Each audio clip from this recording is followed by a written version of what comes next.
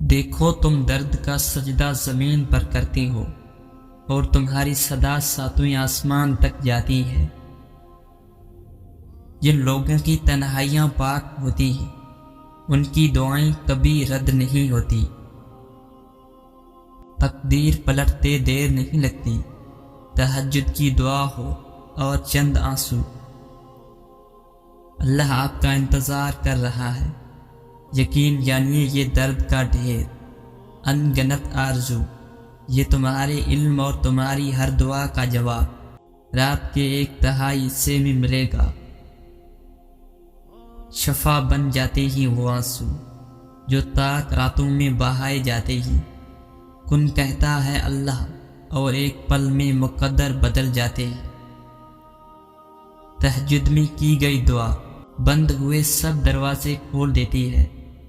تہجد میں فرش پر کیا گیا سجدہ انسان کو عرش پر اللہ سے ملا دیتا ہے۔ تہجد بہت بہترین وقت ہے اللہ کو راضی کرنے کے لیے، اللہ سے اللہ کی محبت مانگنے کے لیے، اپنی دعاؤں پر کن کہلوانے کے لیے۔ تہجد کی توفیق مل جانا ہی اس کی اور اس میں مانگی جانے والی دعاؤں پر قبولیت کی نشانی ہے۔ وقت تہجد خاموش آنکھوں سے بہتے آنسو اور اللہ کے سامنے بیٹھے بے بس انسان کی فریادیں کبھی ضائع نہیں ہوتی۔ جب وہ اللہ رات کی آخری پہر تمہیں ملاقات کے لیے بلاتا ہے تب وہ تمہیں اپنے در سے خالی ہاتھ نہیں لوٹاتا۔ تہجد پڑھا کرو، کوئی ملے نہ ملے اللہ مل جاتا ہے، اور جب اللہ مل جاتا ہے تو سب مل جاتا ہے۔ دل ناراضی ہو تب بھی دعا کے لیے ہاتھ اٹھاؤ، کوئی امید باقی نہ رہے تب بھی اس سے مانگو۔ وہ جو رات سے دن نکال سکتا ہے وہ نا امیدی سے یوں امید نکالے گا کہ تم حیران رہ جاؤ گے۔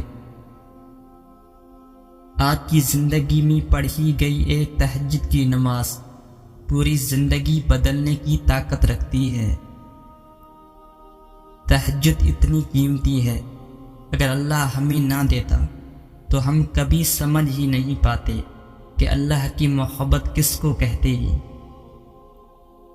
اور اللہ جسے چن لیتا ہے اسے اپنی لاڈلی نماز تہجد عطا کرتا ہے۔ یوں ہی تو نہیں پا لیا تہجد کا سجدہ تم نے، کچھ تو ایسا ہے ناممکن جو تمہارے لیے ممکن ہونے والا ہوگا۔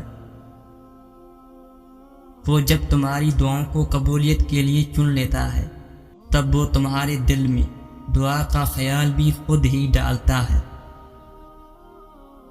یہ جو تہجد کی دعا ہوتی ہے نا، یہ قسمتوں کا رخ بدل دیتی ہے۔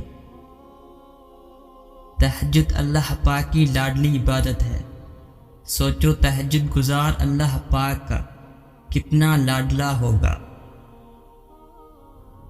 جب تمہیں کہیں سے کوئی امید نہیں رہتی تب وہ تمہیں تہجد کی لگن لگا دیتا ہے اور ایک نئی امید سے جوڑ دیتا ہے، اور پھر تم جان جاتی ہو کہ جو درد دن کے اجالوں میں نہیں سمٹ پاتا وہ رات کی تاریکیوں میں سمٹ جاتا ہے۔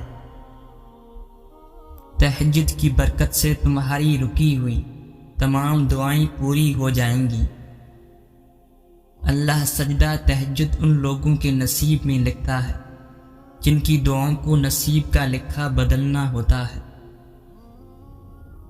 دعائیں جب قبولیت کے لیے اللہ کے روبرو ترتیب سے کھڑی ہوتی ہیں تو تہجد کی دعائیں سب سے پہلی صف میں ہوتی ہیں، وہ صف جسے اللہ نے سب سے پہلے اپنے کن سے نوازنا ہوتا ہے۔